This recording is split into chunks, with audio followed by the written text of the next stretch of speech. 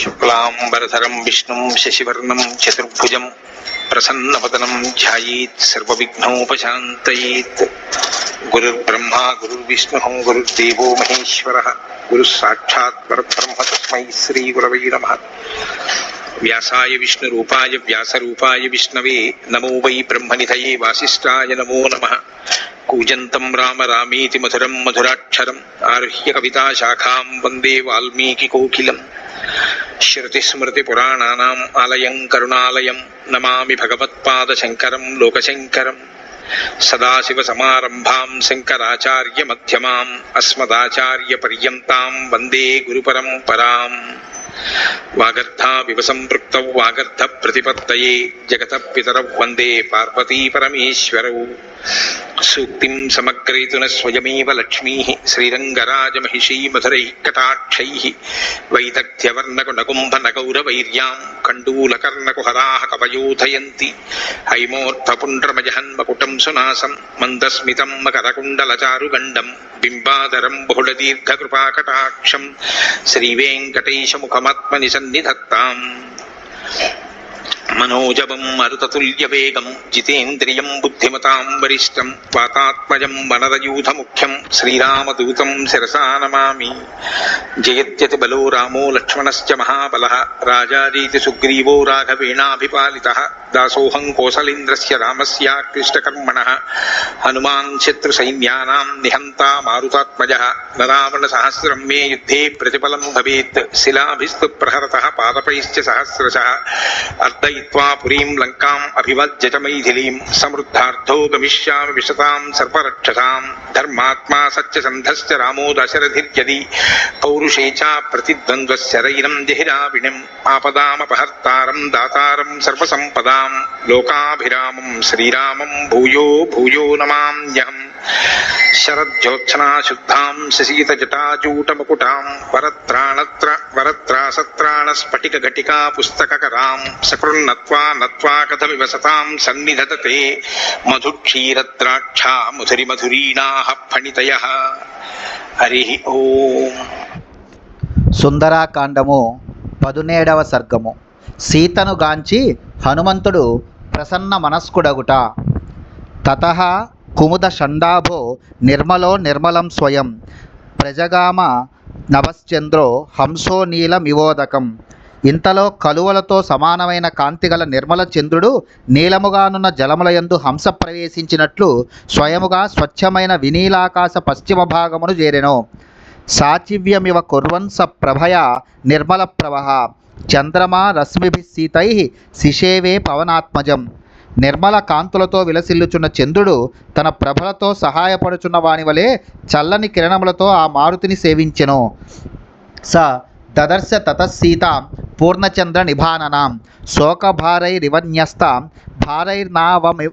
భారైర్నావ మివాంభసి. పిమ్మట హనుమంతుడు బరువుతో నీటిలో కృంగిపోవుచున్న నావవలే శోకభారముతో కృంగిపోవుచున్న పూర్ణ చంద్రాననయగు సీతాదేవిని గాంచెను. దిదృక్షమానో వైదేహీం హనుమాన్ మారుతాత్మజః స దదర్శ విదూరస్థ రాక్షసీర్ఘోరదర్శనాః. వాయుస్తుడైన హనుమంతుడు సీతాదేవిని స్పష్టముగా చూడగోరి దృష్టిని అటు ప్రసరింపజేసెను. అప్పుడు ఆయనకు ఆ సమీపముననే భయంకరాకారములతోనున్న రాక్షస స్త్రీలు కనబడిరి. ఏకాక్షి మేకకర్ణాం చ కర్ణప్రావరణాం తథా అకర్ణాం శంకుకర్ణాం చ మస్తకోచ్ఛ్వాసనాసికాం అతికాయోత్తమాంగీం చ తనుదీర్ఘ శిరోధరాం ధ్వస్తకేశీం తథాకేశీం కేశకంబలధారిణీం లంబకర్ణ లలాటం చ లంబోదర పయోధరాం లంబోష్ఠీం చుబుకోష్ఠీం చ లంబాస్యాం లంబజానుకాం హ్రస్వాం దీర్ఘాం తదా కుబ్జాం వికటాం వామనాం తథా కరాళాం భుగ్నవక్త్రాం చ పింగాక్షీం వికృతాననాం. ఒక్క కన్ను మాత్రమే గలది, ఒకే చెవి గలది, తల చుట్టూను వ్యాపించి ఉన్న చెవులు గలది, చెవులు లేనిది, శంకువు వంటి కర్ణములు గలది, తల వరకు వ్యాప్తమైన ముక్కు గలది, శరీరమునకు మించిన తల గలది, సన్నని పొడవైన మెడగలది, చింపిరి జుట్టు గలది, జుట్టు లేనిది, కేశములనే కంబళముగా ధరించినట్టిది. వ్రేలాడుచున్న కర్ణములు లలాటములు కలది. వ్రేలాడుచున్న పొట్ట స్తనములు గలది. వ్రేలాడుచున్న పెదవులు గలది. గడ్డము వరకు వ్యాప్తమైన పెదవులు గలది. వ్రేలాడు ముఖము గలది. వ్రేలాడుచున్న మోకాళ్ళు గలది.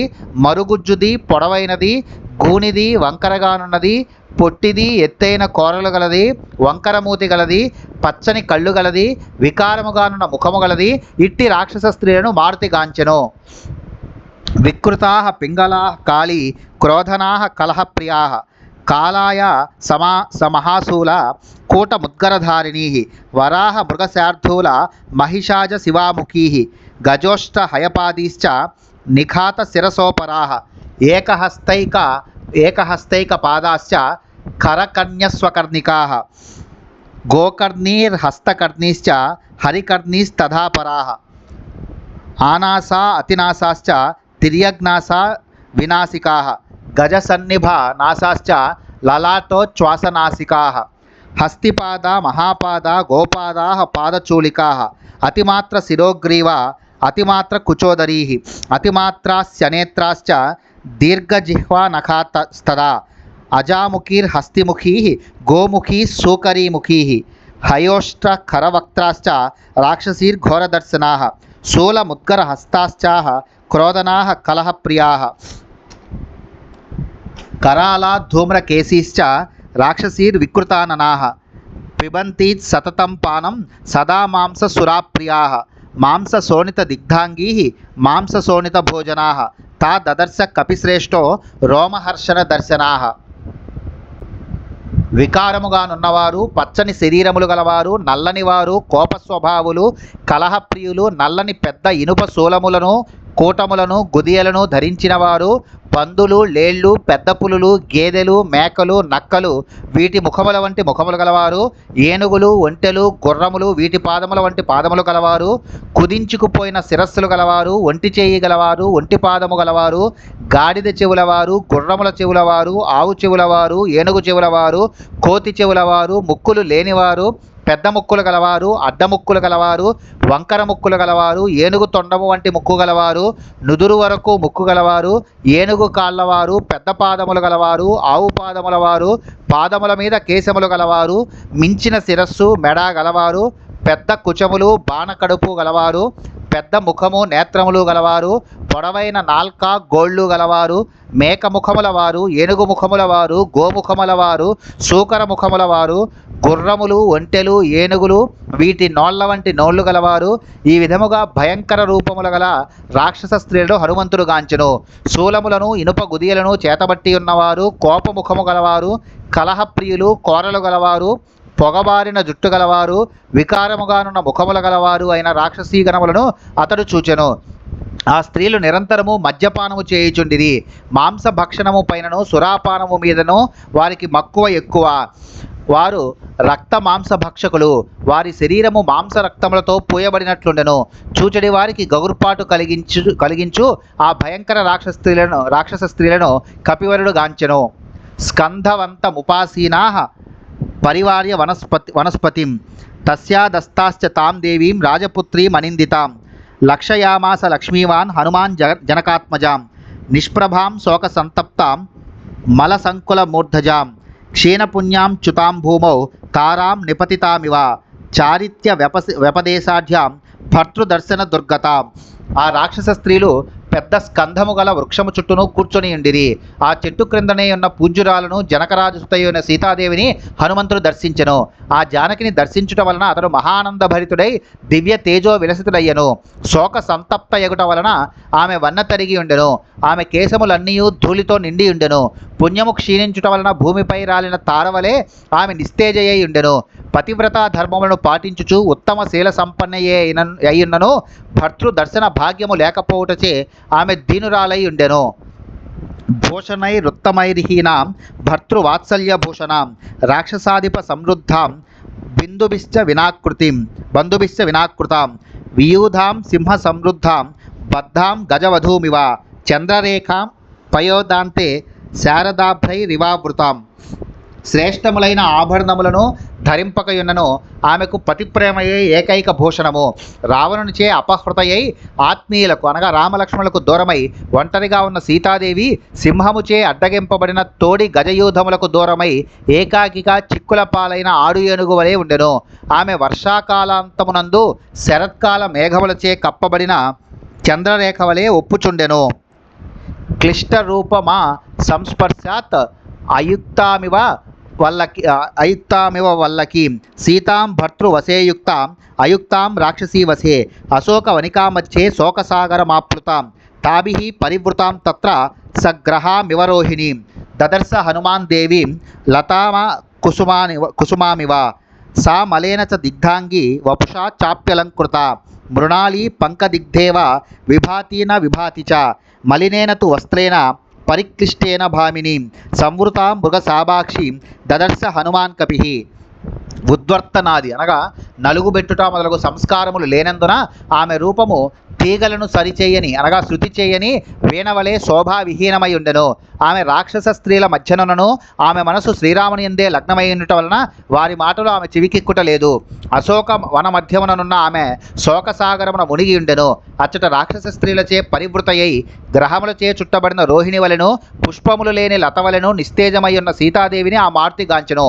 ఆమె శరీరము మలినముతో కూడి శోభావిహీనమై ఉన్నను సహజ లావణ్య ప్రభావమున బురదతో నిండిన తామరతూడు వలె తేజరిల్లుచుండెను.